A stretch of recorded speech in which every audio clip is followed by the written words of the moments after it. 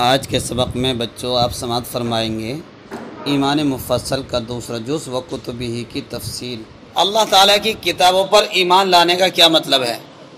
سب سے پہلے یہ بات ذہن میں رکھنی چاہیے، اللہ پاک نے آسمان سے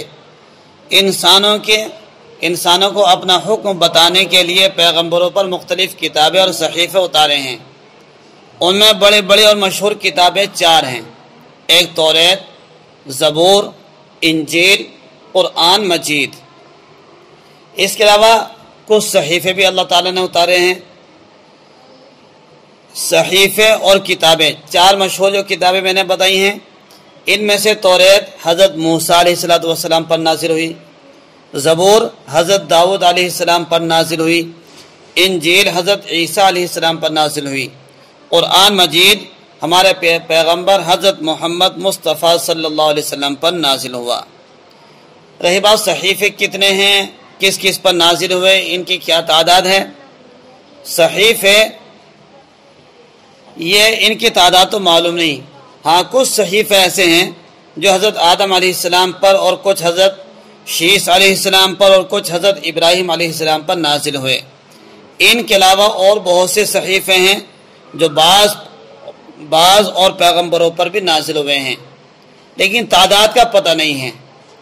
البتہ ہمارا یہ ایمان ہونا چاہیے قرآن یعنی آسمانی کتابیں اور صحیفوں کے بارے میں کہ تمام کی تمام کتابیں، چاہے وہ کتابیں یعنی توریت، زبور، انجیل، قرآن مجید ہو یا صحائف ہوں یعنی صحیفے ہوں، سب سچی اور برحق ہیں۔ لیکن اب ان میں سے صرف قرآن مجید ہی ایسی کتاب باقی ہے جو اپنی صحیح صورت پر موجود ہے، باقی تمام کی تمام کتابیں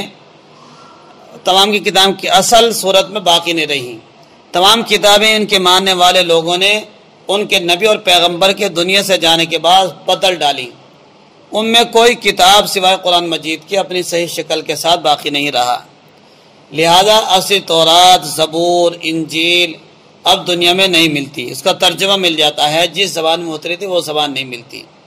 قرآن مجید میں اللہ تعالیٰ نے فیصلہ سنا دیا کہ ہم نے اس کتاب کو نازل کیا، ہم اس کی حفاظت کریں گے، تو آج تک نہ تو اس کے زبر میں، زیر میں، پیش میں، حرکت میں، نقطوں میں کوئی فرق آئے نہیں اور نہ قیامت تک آنے کا۔ اللہ نے 14 پارے میں فرمایا اِنَّا نَحْنُ نَزَّلْنَا الذِّكْرَ وَإِنَّا لَهُ لَحَافِظُونَ۔